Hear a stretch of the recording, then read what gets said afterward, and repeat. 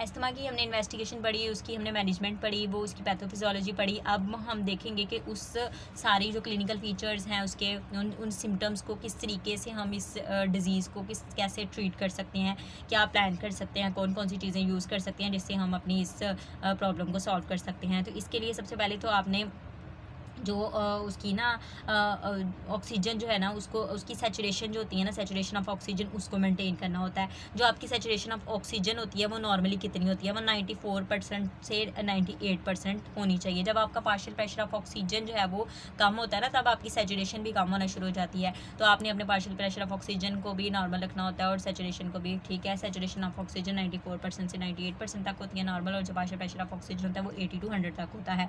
आपने ऑक्सीजनेशन जो होती है ना, वो इंडिकेशन आपके पास असिस्टेड वेंटिलेशन की इंडिकेशन भी हो सकती है, क्योंकि हाई डोज इनहेल्ड जो ब्रोंकोडायलेटर्स होती हैं ना, जिसमें आपके पास हाई डोज इनहेल्ड जो ब्रोंकोडायलेटर, मतलब कि ऑक्सीजनेशन किस तरीके से उसकी वेंटिलेशन की जो है वो इंडिकेशन है कि जब पेशेंट जो है वो उसकी बहुत ज़्यादा हाइपोक्सीमिया में चला जाएगा, ऑक्सीजन की रेशो बहुत ज़्यादा कम हो जाएगी, तो फिर आप पेशेंट को वेंटिलेट करोगे ना इस तरीके से। फिर उसके बाद जो हाई डोज इनहेल्ड ब्रोंकोडायलेटर्स हैं, वो उसमें कौन कौन से ब्रोंकोडायलेटर्स हैं, जैसे कि साबा है जिसको आप शॉर्ट एक्टिंग बीटा 2 एगोनिस्ट कहते हो, जिसमें आपके पास साल्ब्यूटामोल आ जाती है, एल्ब्यूटारोल आ जाती है। कौन कौन सी ड्रग आ जाती है, साल्ब्यूटामोल है, ठीक है, जिसको आप लोग वेंटोलिन के नाम से भी जानते हो। उसके बाद एल्ब्यूटारोल है, उसके बाद लेवल ब्यूटारोल है, ठीक है। ये हमारी शॉर्ट एक्टिंग ड्रग्स होती हैं, इनको हम यूज़ करते हैं मीटरडोज इनहेलर के थ्रू। आप यूज़ कर सकते हैं, किसके थ्रू, मीटरडोज इनहेलर के थ्रू, स्पेसर वगैरह के थ्रू यूज़ कर सकते हैं, ठीक है। और उसके बाद नेबुलाइजर्स वगैरह के थ्रू यूज़ कर सकते हैं, नेबुलाइजर्स के थ्रू पेशेंट को नेबुलाइज करा सकते हैं। उसमें आप इप्राट्रोपियम को यूज़ करते होते हैं, ये भी एक ब्रोंकोडायलेटर थेरेपी होती है, इप्राट्रोपियम। एस्थमेटिक पेशेंट को दे रहे होते हैं ना इप्राट्रोपियम, ये ब्रोंकोडायलेटर थेरेपी ही है, ये भी ब्रोंकोडायलेटर थेरेपी।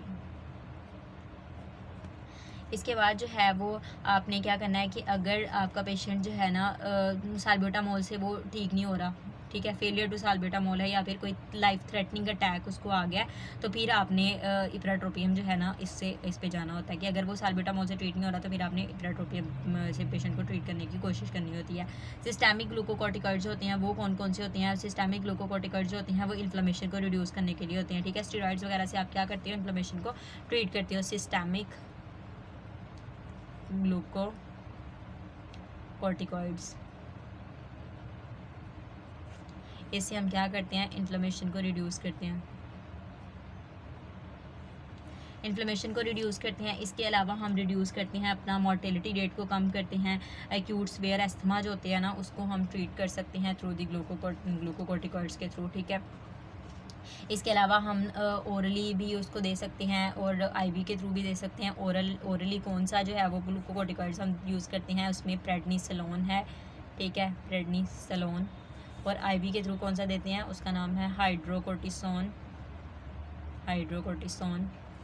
ठीक है। पोटाशियम सप्लीमेंट्स देते हैं। आपको पता है कि जब साल्ब्यूटामोल वगैरह यूज़ कर रहे होते हैं तो उस टाइम पे पेशेंट को जो है वो उसका इलेक्ट्रोलाइट लेवल भी तो कम हो सकते हैं ना, तो पेशेंट को हाइपोक्लीमिया हो सकता है। इस वजह से अगर आप रिंगर सोल्यूशन दे रहे हैं तो फिर तो आपको कोई ज़रूरत नहीं है, अदरवाइज़ आपने पोटाशियम सप्लीमेंट्स भी पेशेंट को देने होते हैं, ये नेसेसरी होते हैं, ठीक है।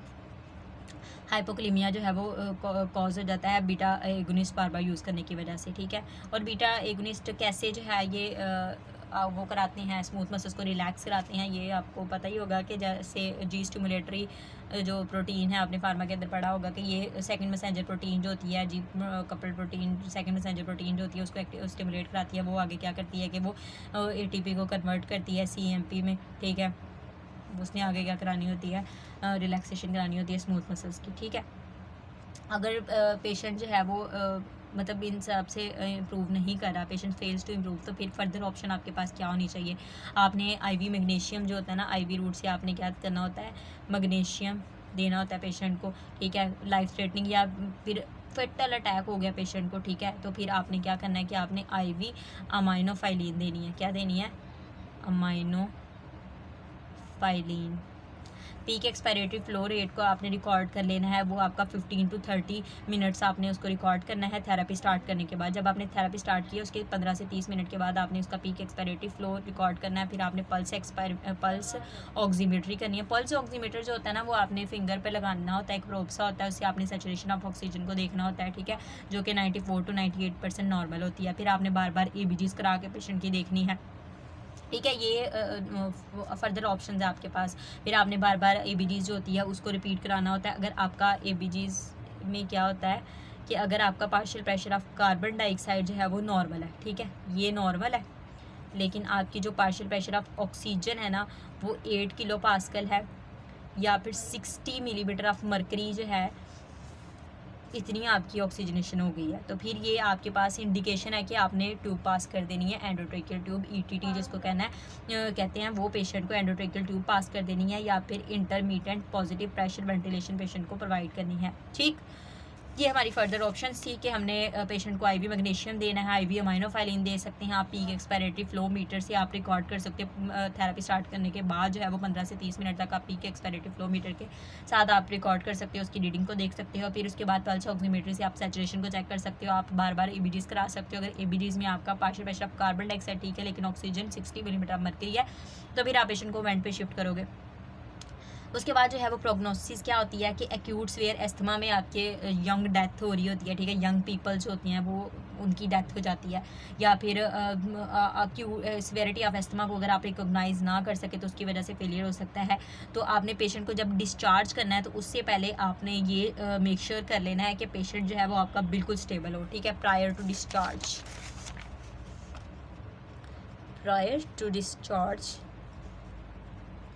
डिस्चार्ज करने से पहले जो आपकी प्रायोरिटी होनी चाहिए, पेशेंट को क्या करना है कि आपने उसको देखना है कि पेशेंट आपका स्टेबल हो, ये मेक श्योर करना है, ठीक है, पेशेंट आपका स्टेबल हो और उसकी नेबुलाइज थेरेपी आपने जो है वो डिसकंटिन्यू कर दी हो एटलीस्ट 24 आवर्स, ठीक है, एटलीस्ट 24 आवर्स तक आपने उसकी जो नेबुलाइज थेरेपी है ना, नेबुलाइजेशन जो है वो आपने डिसकंटिन्यू कर दी हो, ठीक है, फिर आपने उसको डिस्चार्ज करना है, ठीक है। ये आपकी प्रोग्नोसिस होनी चाहिए। फिर उसके बाद जो आपके पास life threatening acute severe asthma होता है ना, उसमें क्या होता है कि life threatening acute severe asthma, ठीक है, ये मेरे पास एक चार्ट है, मैं आपको उससे बताती हूँ, ठीक है, ये देखें यहाँ से, life threatening acute severe asthma, उसमें क्या करना होता है कि 0 to 50% केसेस में क्या करना होता है कि जब आपका 0 to 50% केसेस में आपने ABGs करानी होती है।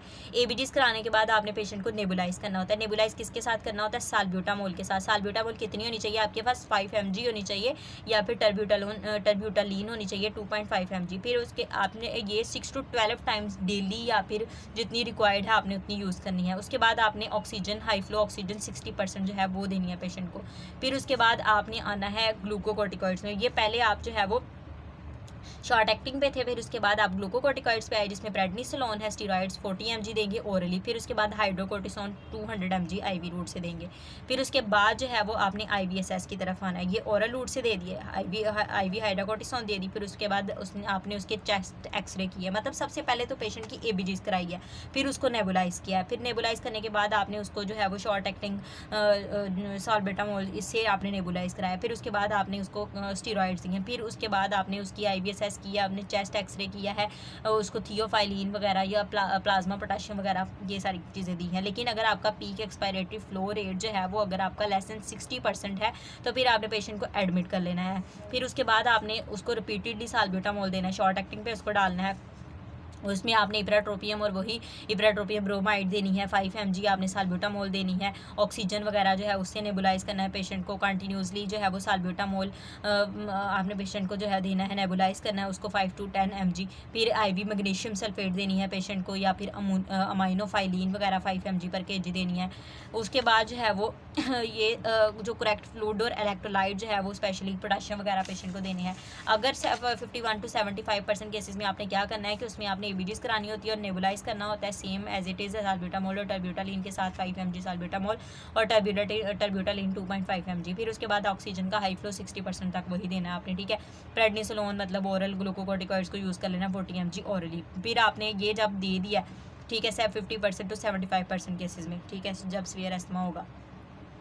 आपने क्या करना है, फिर आपने 30 मिनट्स तक वेट करना है। उसके बाद आपने अपना पीक एक्सपायरेटिव फ्लो मेजर करना है। उसमें अगर 60% पीक फ्लो रेट अगर 60% से कम है तो फिर आपने एडमिट कर लेना है, लेकिन अगर ज़्यादा है फिर आपने पेशेंट को घर भेजना है। लेकिन घर भेजने से पहले आपने मेक श्योर करना है अपने उसके सीनियर मेडिकल स्टाफ जो होता है ना उसको चेक करा लेना है, और उसकी पेडनीसोलोन जो होती है ना उसको 40 mg डेली देते रहना 5 दिन तक।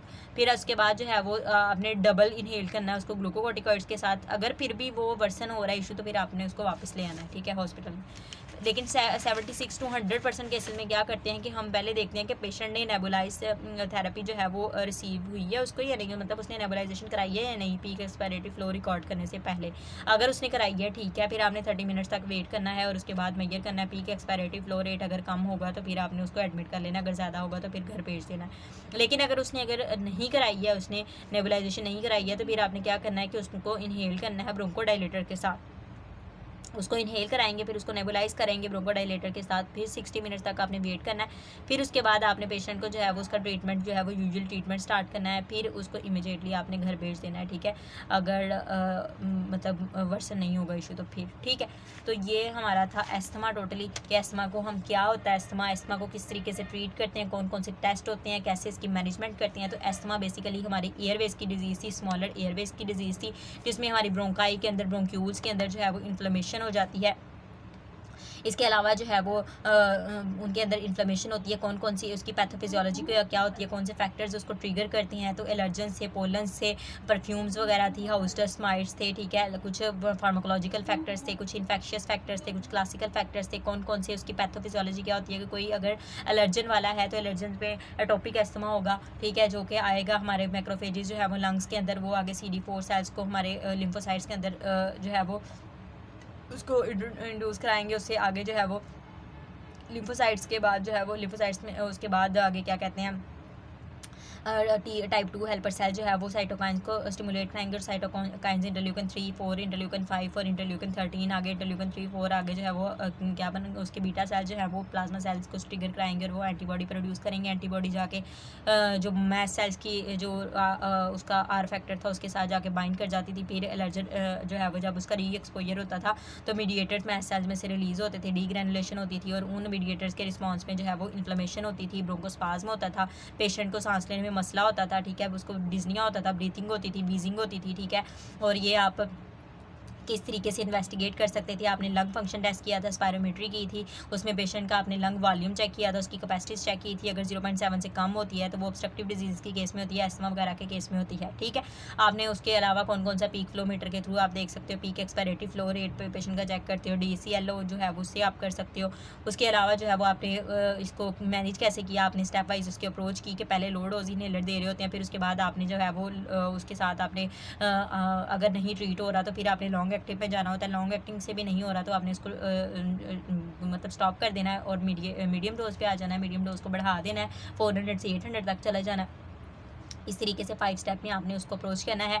फिर उसके बाद आपने क्या करना है कि उसकी मैनेजमेंट के बाद जो है वो उसको किस तरीके से और कौन कौन से वे है जिससे आप डायग्नोज कर सकते हो। FEV1 जब आप ब्रोंकोडाइलेटर को यूज़ करते हो या फिर वो रिवर्सिबिलिटी टेस्ट करते हो तो आपकी जो है वो FEV1 बढ़ रही होती है। एक्सरसाइज टेस्ट में वो 15% से कम हो रही होती है, तो ये भी डायग्नोसिस में आ सकता है। जब ब्रोंकोडाइलेटर को यूज़ करते हो तो 15% से राइज कर रही होती है, ये भी आपकी डायग्नोसिस में आ सकता है। फिर इसके बाद जो है वो आप इसकी ट्रीटमेंट कैसे कर सकते हो, किस तरीके से अवॉइड कर सकते हो, तो जो चीज़ें इसको ट्रिगर करिए उनसे अवॉइड करो। ट्रीटमेंट में ये होगा कि आपने जो है वो सबसे पहले तो पेशेंट जब इमरजेंसी में आता है तो आपने मुझसे ये क्वेश्चन पूछा गया था वाइवे में कि जब आपके पास पेशेंट आएगा तो एस्थमेटिक पेशेंट आप आएगा तो आप किस तरीके से उसको ट्रीट करोगे, तो मैंने बोला कि बीटा-2 एगोनिस्ट के मैं उसको दूंगी, शॉर्ट एक्टिंग बीटा-2 एगोनिस्ट के थ्रू। लेकिन उस एग्जामिनर ने बोला नहीं मतलब कि बिल्कुल फर्स्ट पे आप क्या ट्रीटमेंट दोगे उसको, तो फिर मैंने उसको बोला कि मैं ऑक्सीजनेट करूँगी उसको पेशेंट को। फिर उसने बोला वेरी गुड कि सबसे पहले हमने पेशेंट को ऑक्सीजनेट करना है, उसका ऑक्सीजन जो है वो, क्योंकि ऑक्सीजन उसकी सैचुरेशन को मेंटेन करेगी ना, तो सैचुरेशन हमें सबसे पहले पेशेंट की जो है वो मेंटेन करनी होती है। उसकी सैचुरेशन 94 to 98% रखनी होती है। फिर हमने उसकी जो है वो उसको नेबुलाइज करना होता है, फिर उसके बाद ABGs वगैरह करानी होती है, जो भी प्रोटोकॉल्स है वो सारे कराने होते हैं। तो ये हमारा एस्थमा था, दैट्स ऑल अबाउट। अगर इसमें कोई क्यूरी हो तो you can ask. Thank you very much. Medicine Davidson से हमने इसको कवर किया, ठीक।